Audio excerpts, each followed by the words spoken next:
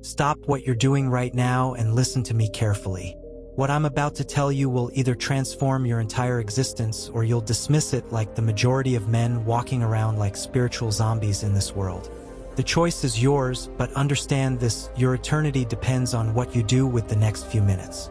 You think you're living, but you're dying. You think you're free, but you're enslaved. You think you're a man, but you're operating at a fraction of what God designed you to be. And the saddest part? You've been conditioned to accept this mediocrity as normal. Let me paint you a picture that will shatter everything you think you know about being a man in this world. The crown of righteousness. It's not some fairy tale reward waiting for you in heaven.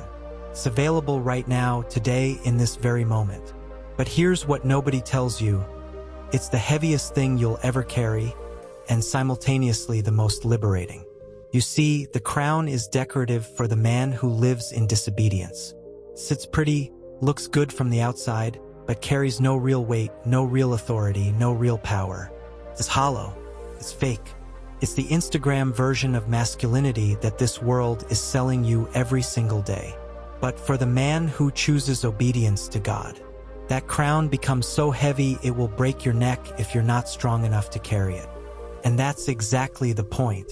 Right now, as you're listening to this, you're living in a system that was designed to make you fail as a man of God. Every movie you watch, every song you listen to, every social media post you scroll through, every conversation you have, it's all programming you to be a part-time believer. To say you love God on Sunday morning and then live like the devil Monday through Saturday. You want to know why being a man of God feels so hard? Because you're not just fighting temptation. You're rejecting an entire civilization that rewards rebellion against your Creator and punishes conviction. You're swimming upstream while everyone else is floating downstream with the current of comfort and compromise. Most Christian men today, and I'm talking about the ones sitting in church right now nodding their heads to worship music, have been so manipulated, so conditioned, so spiritually neutered that they've become part-time believers. They believe in God intellectually, but they live in passive rebellion practically. They're like men who believe in gravity but keep trying to fly. But here's what the enemy knows that you don't. The devil believes in God too, but he refuses to obey.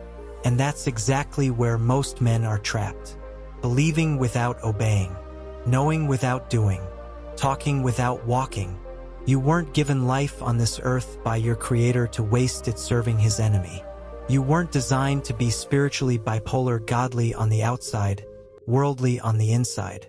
You weren't created to live in the gray area between heaven and hell, hoping that somehow your half-hearted commitment will be enough. No, you're not called to perfection. That's impossible. But you are called to obedience, and that's non-negotiable. Listen to me carefully. Sons are the foundation of mankind. That's why God created Adam first. That's why when a man chooses Christ, hell immediately puts his name on a target list.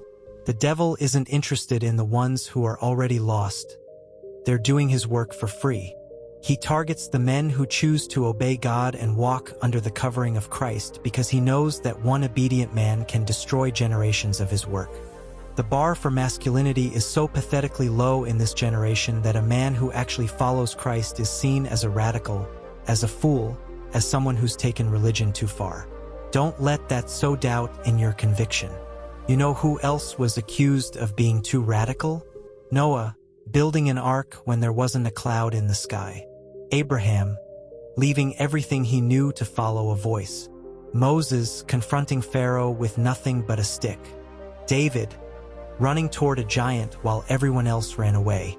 Every man who ever did anything significant for God was called crazy by people who were too comfortable in their mediocrity to understand what faith looks like in action. Look within yourself right now.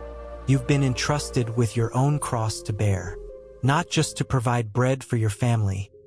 Any animal can hunt and gather. You're called to uphold spiritual conviction in a world that's abandoned it. Not merely to exist and take up space, but to reflect God's love and power in everything you do. You are His creation, an extension of His thought, His heart, His mind, His love. To live in His image isn't just your purpose. It's the highest honor a man can carry. Most men don't even realize this. They're walking around like spiritual orphans, looking for identity in their job title, their bank account, their relationship status, their social media followers. But if you're one of the few who understands this truth, then for the love of everything holy, don't live like those who don't. Don't conform to their patterns. Don't lower your standards to match their comfort zones. Don't dim your light because it makes them uncomfortable in their darkness. Be the son who holds his tongue when anger flares, not because you're weak, but because you're strong enough to control yourself. Pray in secret where no one can see you, not for show, but for strength. Walk in self-control when everyone else is living like animals driven by every impulse and desire. Honor the highest authority when everyone else is worshiping themselves. God desires to place a crown on your head, but he needs a head that's strong enough and worthy enough to bear it. At first, that crown will feel impossibly heavy. Your neck will ache. Your shoulders will burn. You'll want to take it off and go back to the comfortable life of spiritual mediocrity. But here's what happens if you don't quit in time. Your neck will grow strong enough to carry it with honor. Your shoulders will broaden. Your spine will straighten. You'll walk different, talk different, think different. People will see something in you that they can't explain but they desperately want. Reject living a life built solely on comfort. Let discipline become your new comfort zone. When they mock you for loving Christ more than you love their approval, pray for them, because they cannot comprehend that true authority begins with submission to the Creator. They think submission is weakness. They don't understand that the strongest men in history were the ones who learned to bow their knee to the King of Kings. Make sure your crown reflects the weight of his legacy, not the lightness of this world's standards.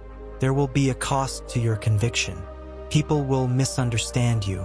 Opportunities might pass you by. Friends might walk away. Family might question your choices. But never, and I mean never, compromise the truth and devotion and loyalty to your Father.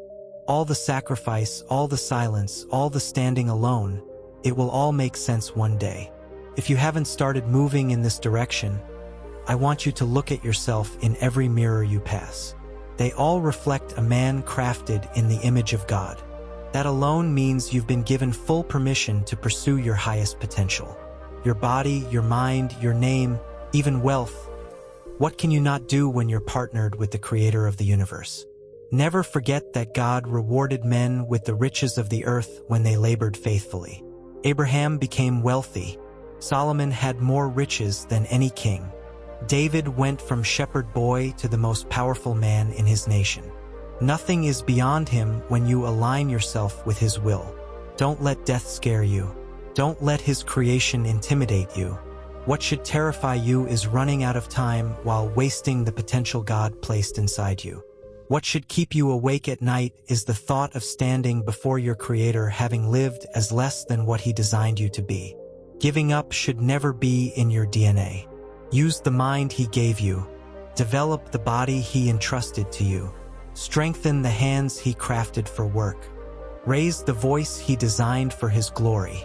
Time for better or worse is running out. Let that truth not drown you in anxiety, but push you into action.